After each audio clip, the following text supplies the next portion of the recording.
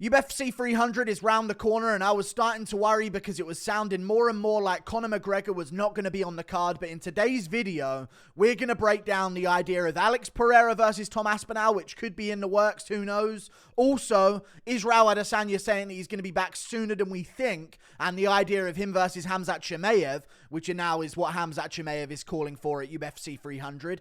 Also, Nate Diaz versus Dustin Poirier going back and forth again about UFC 300. Also, Calvin Kattar versus Aljamain Sterling at UFC 300 announced. Also, Yuri Prohaska versus Alexander Rakic announced for UFC 300. Also, Bo Nickal versus some random bum.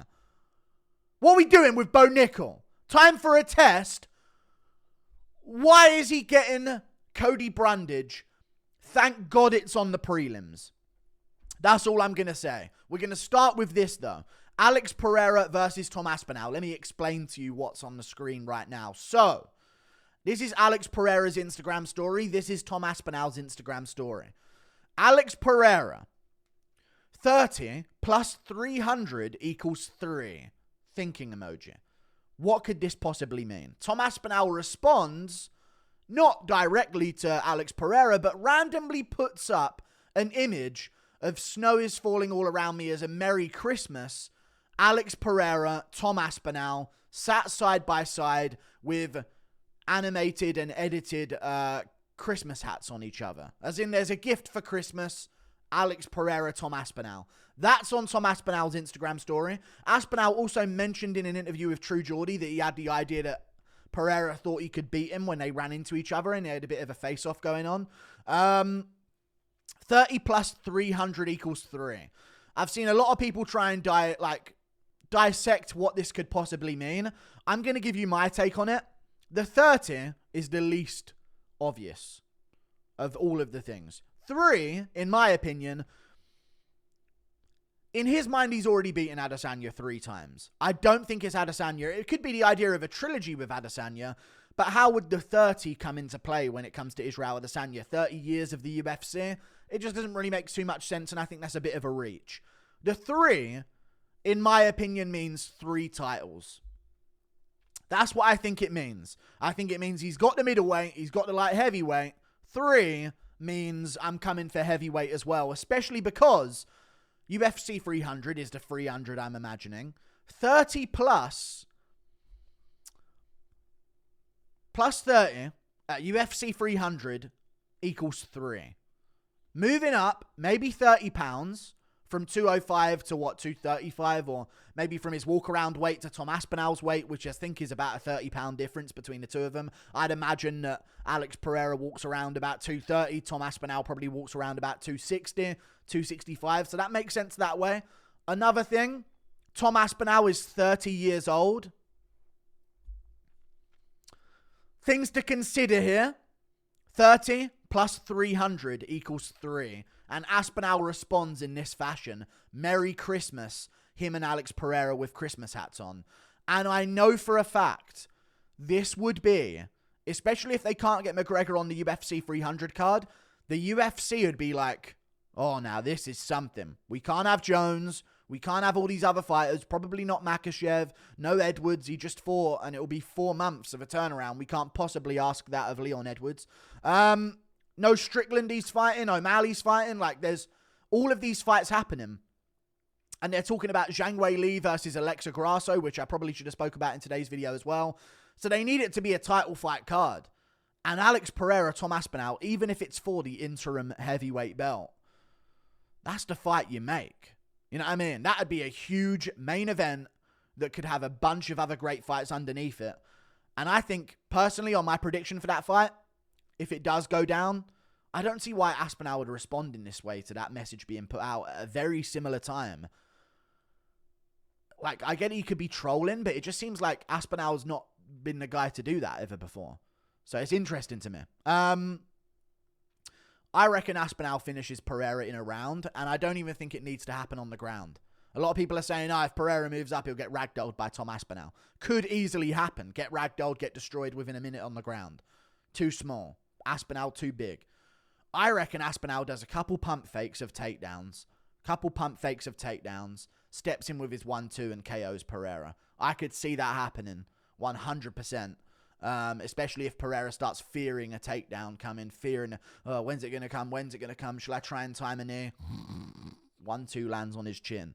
That's great. We move on. Israel Adesanya said this in an interview. I'm going to play the audio. Hopefully you guys can hear this.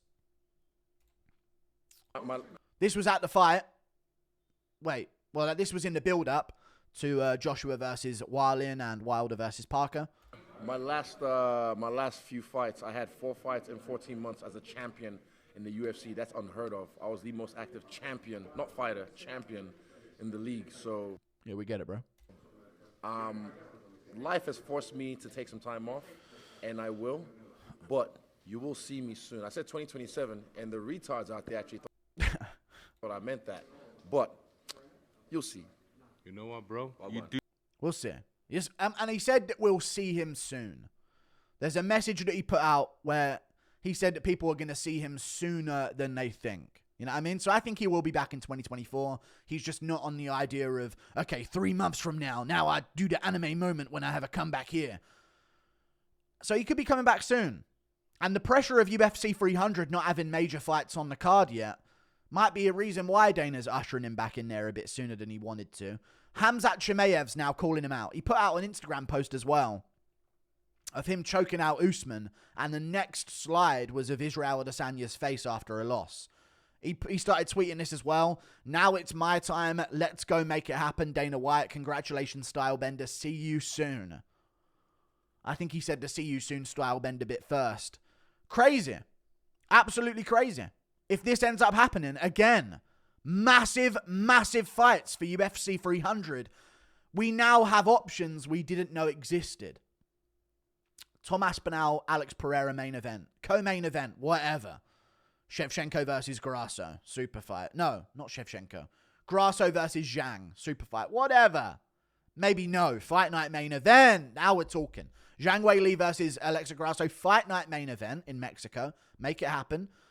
Co-main event, Israel Adesanya versus Khamzat Chimaev. That would be massive. That would make for a massive card. Alex Pereira and Adesanya being at the same press conference would be massive for the pair of them as well. That just sounds like an amazing idea to me. Chimaev and Pereira have been going back and forth. Maybe they have a bit of a scuffle backstage. Khamzat Chimaev wants Israel Adesanya, and I think this is the fight to make. I think there's no other fight for Adesanya. Who's he going to fight? Vettori for a third time? Cannonier in a rematch?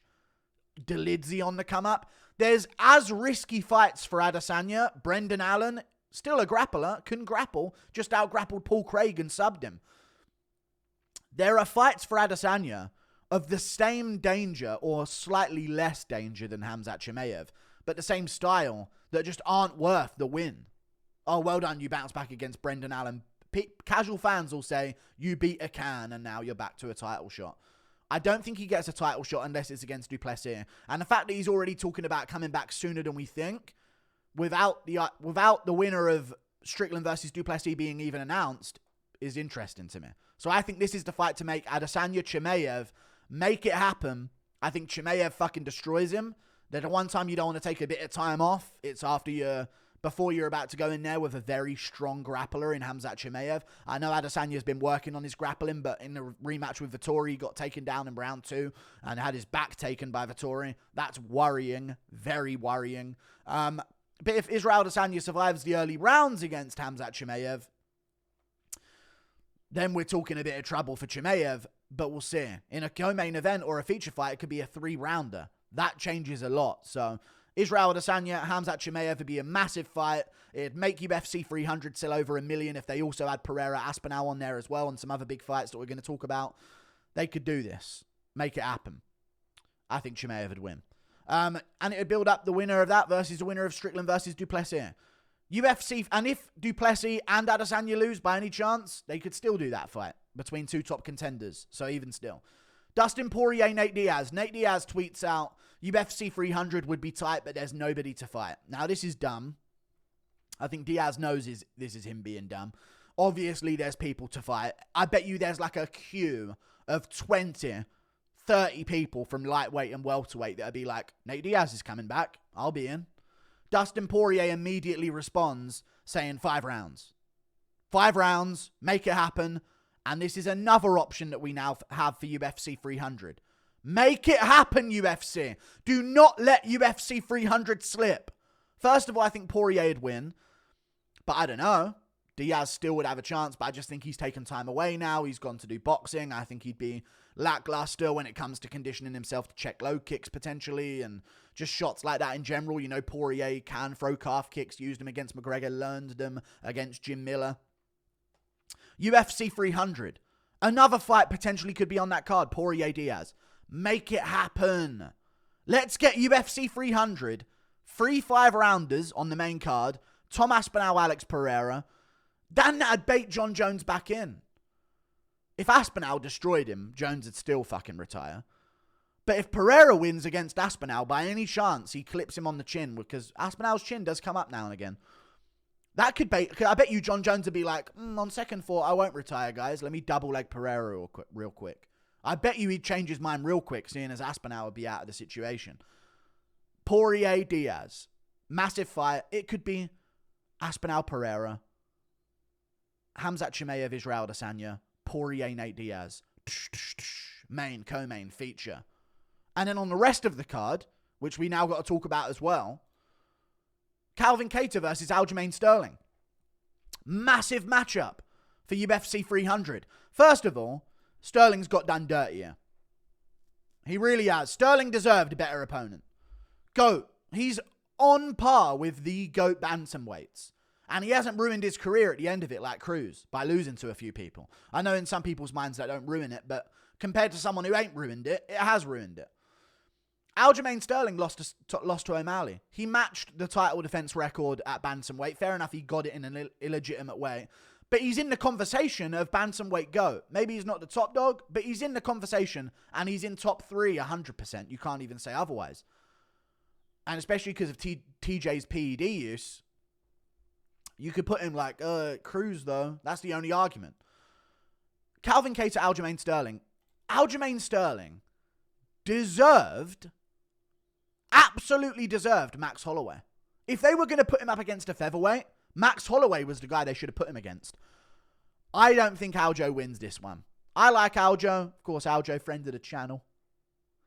I think Kattar beats him. But, actually, now I'm thinking about it. Actually, I don't know. Calvin Kattar just destroyed his knee and had to have multiple surgeries. So, actually, I don't know. That's actually really changed my mind over who wins that fight. Calvin Kattar's destroyed his knee. How's that going to do well with dealing with takedowns? But I will say this. Calvin Kattar, some of the nastiest takedown defense in featherweight. Everyone's got a good takedown defense at featherweight, but still. Really great takedown defense. Really good single leg defense as well. He balances very well on a single leg. We've seen that a lot of times in his career. Is Aljo the next level of grappler to where he will be able to take down a Calvin Kattar and beat him? Maybe, but I'm going to lean towards Kattar right now because really good takedown defense. Really crisp boxing as well. 3-rounder. I like this for Kattar. I do like this matchup for Kattar. He's had enough time to recover, and he's still one of the best featherweights. Still one of the best featherweights. I know he's had his tough matchups, but the Arnold Allen fight weren't going his way. He blew his leg out of place. That's tough. The Emmett fight, he should have won. He is a top 10 level featherweight.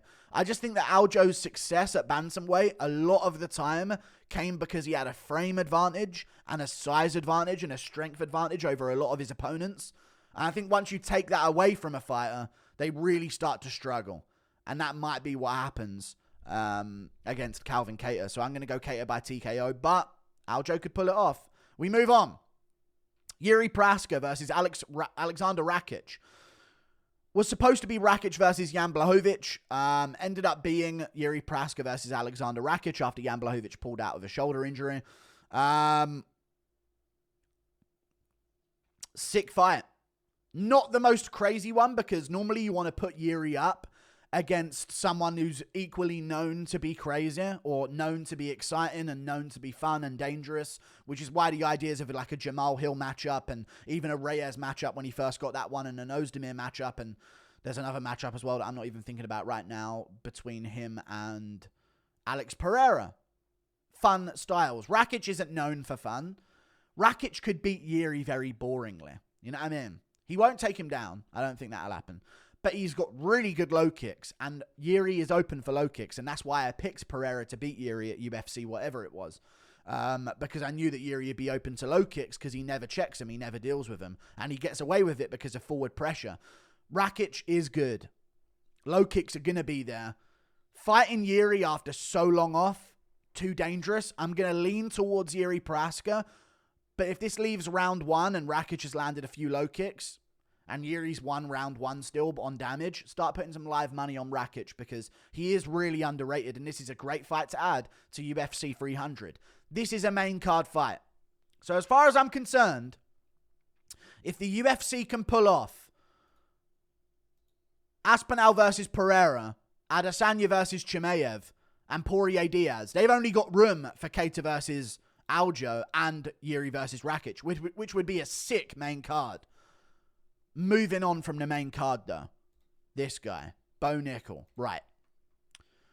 What part of Sharamagomedov or Roman Kopylov don't you understand, UFC? Even Albert Duraev would be better than this. Cody Brundage is not good. He had a good performance in his last fight. Fair play to him. But Cody Brundage was out-wrestled by Cedric Dumas. You're now putting him in there against Bo Nickal. He was out-wrestled by Jacob Malkoun, who's a great wrestler. You're putting him in there against Bo Nickal. Now, Brundage does have some power on the feet, and he's not terrible. But when he gets wrestled with for a long amount of time, he breaks. And you're putting him against Bo Nickal. Thank God this is the early prelim opener. It better be the opener of the early prelims. Forget the prelims. This better be the opener of the early prelims. You've given Bo Nickal, Val Woodburn, I think his name was, whose fucking surname sounds like an STD. Then, who was the guy that you got? Jamie Pickett. That was a sus one as well because he landed a groin shot. I mean, I get they're trying to diversify it so they're not using Bo Nickal as like a targeted hate campaign. So they're bringing in a white guy at Brundage to lose to him for a change. But what is the point of this? We're supposed to be moving on. And as far as I'm concerned, this ain't moving on. I literally thought it was like time for Roman Kopylov. They've given him 2 layups. They can't give him a third. This is a layup, and it just means there's no hype for it. And if he loses, there's no hype. You know what would have been better for this? Right? I think he beats Brundage. Brundage is dangerous, but I think he beats him. Obviously, he's going to be like a minus 1,000 favorite. Duraev is coming off a loss at middleweight. Not very highly ranked, but you know what he is? Dagestani. Wrestler. Now, that is fucking hype building. You don't want to put him against Kopylov or Joe Pyfer. You've matched them up already. You want them to get to the top as well as Bo Nickal. Fair play. Sharamagomedov, talk about fighting Vettori already. Dagestani privilege. Not everyone can get top-level ranked matchups after a win in their debut where they looked shit like Sharamagomedov. But that's just, not privilege or anything. All good. Bo Nickal, Cody Brundage. They should have put him against Duraev. Because if Bo Nickal has footage of him in the UFC ragdolling a Dagestani fighter, the hype is tremendous. Tremendous hype. That's all they should have done. They fucked it up. Who cares about Brundage? Fuck off with this dumb matchup. Put it on the fucking early prelims of a fight night for all I fucking care. See you later. Goodbye.